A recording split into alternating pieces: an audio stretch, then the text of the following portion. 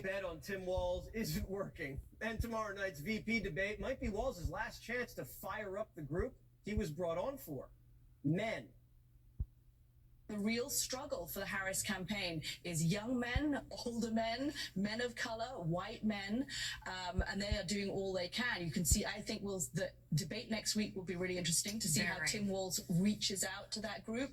So Kamala's struggling with half the country, and now bossing Walz around, telling him to fix trucks, eat donuts, and watch football. Timmy was at the Michigan-Minnesota game Saturday and hugged the Gopher mascot like it was his husband returning home from war. Men should never act that way around a mascot. You throw a football on the sideline, you don't grope a man in a Gopher suit. We haven't seen behavior like that since we sent our producer to a furry convention. Tim climbed into the suite after for a photo op, cheering while everybody else was asleep. After the game, Tim got booed out of the stadium. Listen.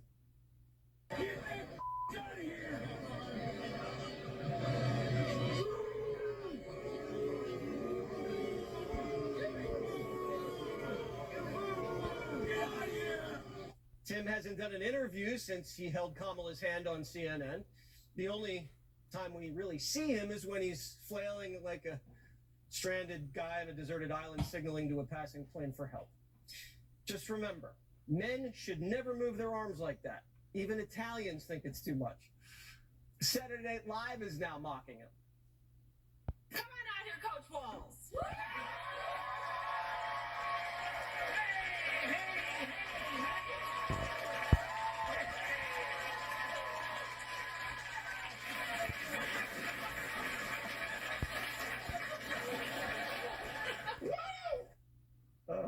Maybe it's nervous energy because, quote, Tim Walz is telling people he's just as nervous about facing J.D. Vance as he was the Sunday afternoon in August when he warned Kamala Harris in his running mate interview that he was a bad debater. Maybe more nervous, according to multiple people who've spoken to him. I'm not sure what Walz has to be nervous about. He's not planning on answering any of the questions at the debate. I heard he said to someone who asked, how's debate prep going? He said, look, I was trained as a teacher. As a teacher, we're trained to answer the questions. We tell our students to answer the questions. That's not what this is. As Gutfeld said, Walz is the first white DEI hire. Kamala picked him just because he was an old Midwestern white guy who checked the box. But he's more like that dopey dad that Hollywood casts in sitcoms to make men look bad. Walz is a buffoon. I'm sorry. This guy, he's the only school teacher in America who brags that none of his students can get into an Ivy League school. He's had one consequential press interaction with our Dana Bash, who asked him about the fabrications in his own resume, and his answer was essentially, me no understand words good. I mean, is a buffoon. He's on a free ride for running under Harris. He gets very little press. They don't let him talk to the press for a reason. Tomorrow's debate could be the last debate of this election. CBS is going to keep the mics hot and promises it won't fact-check the candidates in real time. We'll see. So what impact will the VP debate tomorrow night have on this race? Former counselor to President Trump and host of Fox Nation's Here's the Deal, Kellyanne Conway. So what impact will this have? They're lowering the expectation for Walz the way they lowered expectations for Harris. They know that the two of them sometimes upstage each other because they're very unimpressive and inauthentic. So we have to be a little bit careful here. I believe the Yale Law School educated, trained J.D. Vance is going to prevail in that debate for a couple of reasons. The mainstream media and other Democrats did a really stupid thing with J.D. Walz. They tried to drown him out in the first 2 days after Trump picked him. They turned the spigot full blast. That's not how you hurt someone. You hurt them drip by drip, but they said, let's put it all out there. And he survived. He thought Trump would just leave him out to sea with no lifeboat. The opposite happened. He got bigger, bolder, stronger.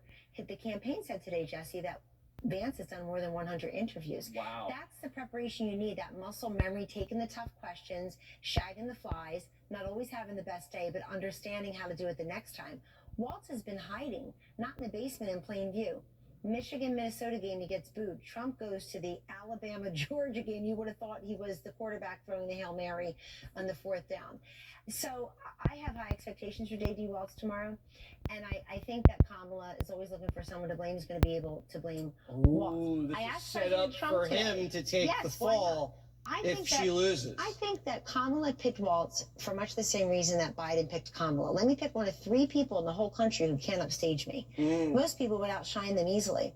She also thought that Walz, I think Tim Walz is also what most liberals, most Trump-hating liberals in this country think a white guy from the Midwest looks like. It's like, let's get people in the Rust Belt. We'll have Tim Walz. He's one of them, yes, sirree. Meanwhile, it's President Trump who's, when asked, what's your plan for J.D. Vance as your running mate? He said, quote, I think I'll park him in Pennsylvania.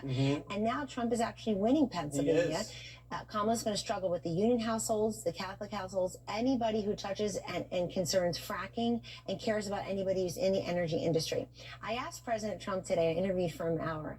I said to him, the guy I know, you, is not going to be able to sit still after a 90-minute VP debate and let that be the last word in presidential debates. You're going to say, well, when's our next one? And I hope he does that. I hope the do you think there's going to be another debate with Harris? He had said no, but he didn't say totally no. That October 23rd one was seen, it's too late.